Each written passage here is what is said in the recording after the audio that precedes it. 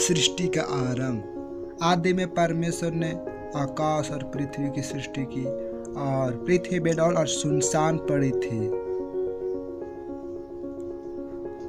और गहरे जल के ऊपर अंधियारा था तथा परमेश्वर का आत्मा जल के ऊपर मंडलाता था। तब परमेश्वर ने कहा उजियाला हो, तो उजियाला हो गया। और परमेश्वर ने उजियाले को देखा कि अच्छा है, और परमेश्वर ने उजियाले को अंधियारे से अलग किया। और परमेश्वर ने उजियाले को दिन और अंधियारे को रात कहा। तब सांझ हुई, फिर भोर हुआ। इस प्रकार पहला दिन हो गया।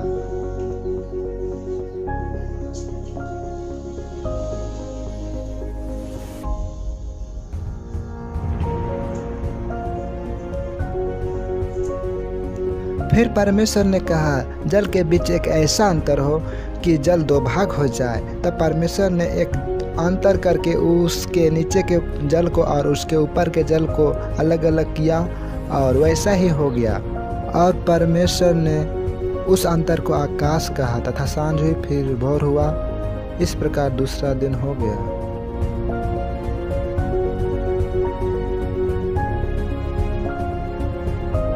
फिर परमेश्वर ने कहा आकाश के नीचे का जल एक स्थान में इकट्ठा हो जाए और सूखी भूमि दिखाई दे, और वैसा ही हो गया।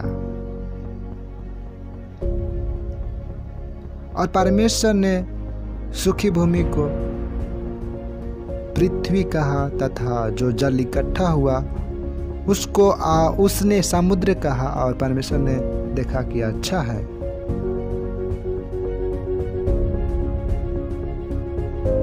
फिर परमेश्वर ने कहा पृथ्वी से हरी घास तथा बीज वाले छोटे छोटे पेड़ और फलदायी वृक्ष भी उनके बीच उन्हीं में एक की जाति के अनुसार होते हैं पृथ्वी पर उगे, और वैसा ही हो गया।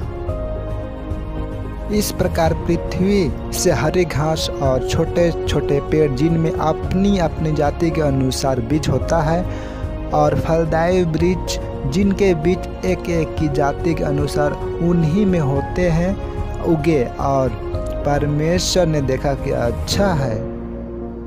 तथा सांझ हुई, फिर भोर हुआ। इस प्रकार तीसरा दिन हो गया।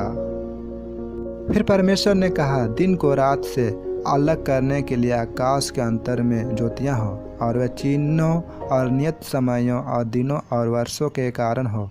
और वे ज्योतियां आकाश के अंतर में पृथ्वी पर प्रकाश देने वाली भी ठहरे, और वैसा ही हो गया। तब परमेश्वर ने दो बड़ी ज्योतियां बनाई।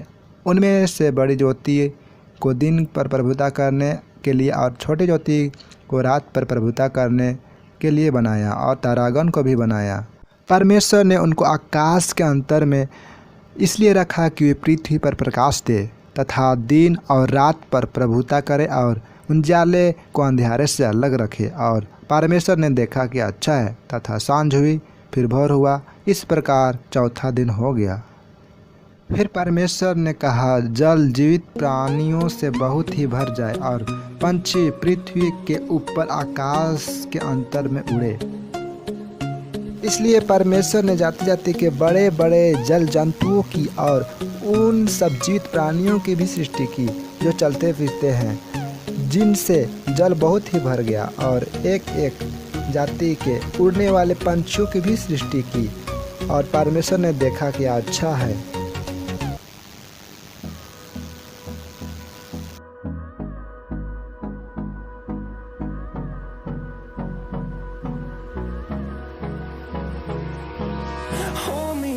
Till I get up, time is barely on our side. और परमेश्वर ने यह कहकर आशीष दी कि फूलों फलों और समुद्र के जल में भर जाओ, और पंछी पृथ्वी पर बढ़े। तथा सांझ हुई, फिर भोर हुआ। इस प्रकार पांचवा दिन हो गया। फिर परमेश्वर ने कहा पृथ्वी से एक जाति जाति के जीवित प्राणी अर्थात घरेलू पशु और रेंगने वाले जंतु और पृथ्वी के वन पशु जाति जाति के अनुसार उत्पन्न हो, और वैसा ही हो गया। इस प्रकार परमेश्वर ने पृथ्वी के जाति जाति के वन पशु जाति जाति के घरेलू पशुओं को और जाति जाति के भूमि पर रेंगने वाले जंतुओं को बनाया, और परमेश्वर ने देखा कि अच्छा है।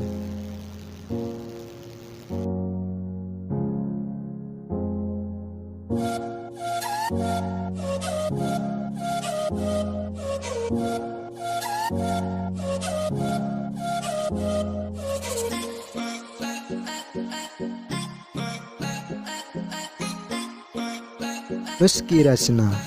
फिर परमेश्वर ने कहा, हम मनुष्य को अपने स्वरूप के अनुसार अपनी समानता में बनाए, और वे समुद्र की मछलियों और आकाश की मछलियों और घरेलू पशुओं और सारे पृथ्वी पर और सब रेंगने वाले जंतुओं पर जो पृथ्वी पर रेंगते हैं अधिकार रखे।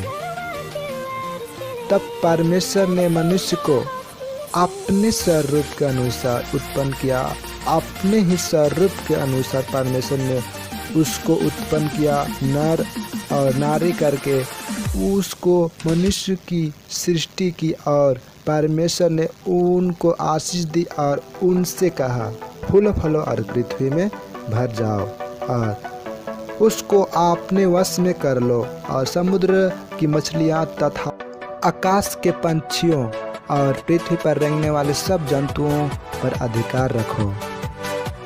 फिर परमेश्वर ने उनसे कहा, सुनो, जितने बीज वाले छोटे छोटे पेड़ सारे पृथ्वी के ऊपर है, और जितने वृक्षों में बीज वाले फल होते हैं वे सब मैंने तुमको दिए हैं, वे तुम्हारे भोजन के लिए हैं। और जितने पृथ्वी के पशु और आकाश के पंछी और पृथ्वी पर रेंगने वाले जंतु हैं जिनमें जीवन के प्राण हैं, उन सब के खाने के लिए मैंने एक हरे हरे छोटे पेड़ दिए हैं। और वैसा ही हो गया। तब परमेश्वर ने जो कुछ बनाया था सब को देखा, तो क्या देखा कि वह बहुत ही अच्छा है। तब सांझ हुई, फिर भोर हुआ, इस प्रकार छठवां दिन हो गया। यो आकाश और पृथ्वी और उनकी सारी सेना का बनाना समाप्त हो गया, और परमेश्वर ने अपना काम जिसे वह करता था 7वें दिन समाप्त किया, और उसने अपने किए हुए सारे काम से 7वें दिन विश्राम किया। और परमेश्वर ने 7वें दिन को आशीष दी और पवित्र ठहराया, क्योंकि उसने अपनी सृष्टि की रचना के सारे काम से विश्राम लिया। आकाश और पृथ्वी की उत्पत्ति का वृत्तांत यह है कि जब वे उत्पन्न हुए, अर्थात जिस दिन यहोवा परमेश्वर ने पृथ्वी और आकाश को बनाया, तब मैदान का कोई पौधा भूमि पर न था और न मैदान का कोई छोटा पेड़ उगा था, क्योंकि यहोवा परमेश्वर ने पृथ्वी पर जल नहीं बरसाया था और भूमि पर खेती करने के लिए मनुष्य भी नहीं था। तो भी कोहरा पृथ्वी से उठता और उससे सारे भूमि चित जाते थे। तब परमेश्वर ने आदम को भूमि की मिट्टी से रचा और उनके नथनों में जीवन का श्वास फूंक दिया, और आदम जीवित प्राणी हो गए।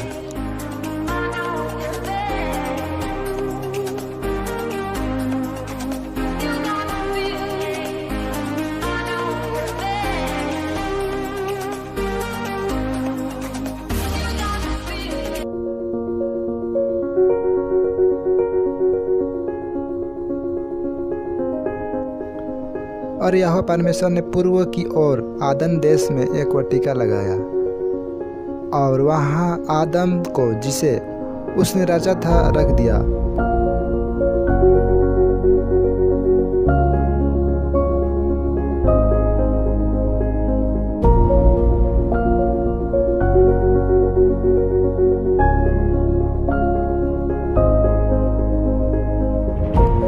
यह पूरा वीडियो बाइबल के आधारित है। इससे जुड़ी और भी वीडियो देखने के लिए हमारे चैनल को सब्सक्राइब करें और बेल आइकन को भी दबा दें ताकि नोटिफिकेशन